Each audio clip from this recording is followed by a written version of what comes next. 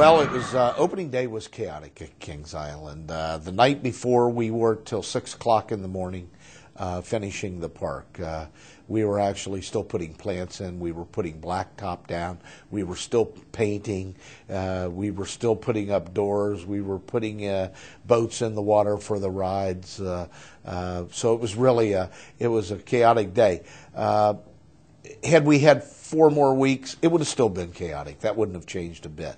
But it was a great day, and we didn't know what to anticipate. We set up a dais at the underneath the Eiffel Tower. We had the chairman of Taft Broadcasting Company, Charlie Meacham, the president, Dudley Taft, the Wachs family, Gary Wachs, Ralph Wachs. We had Bill Hanna and Joe Barbera came in from the studios.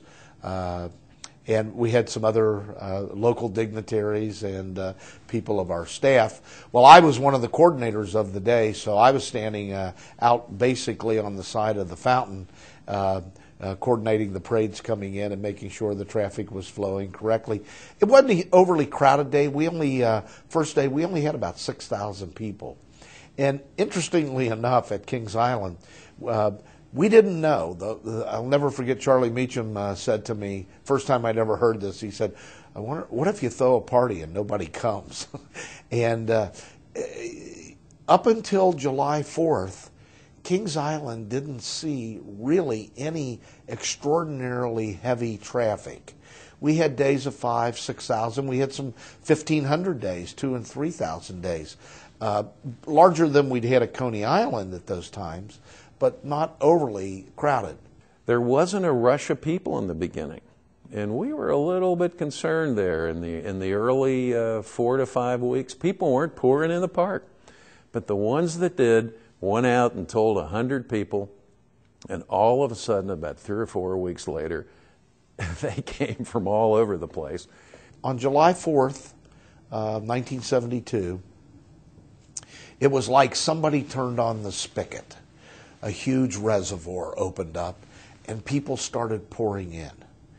And they poured in, and they poured in every day for the remainder of the 1972 season. We were averaging 25 to 30,000 people a day.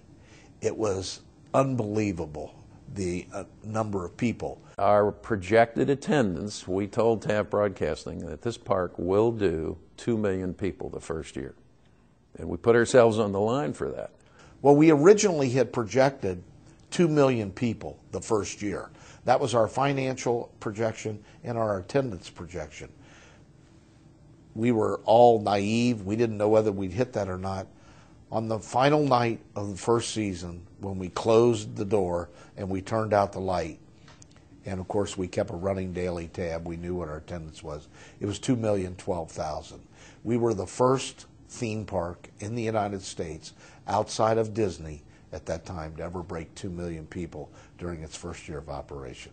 So it was a crazy season. It was wild, it was busy, and we were all very tired at the end.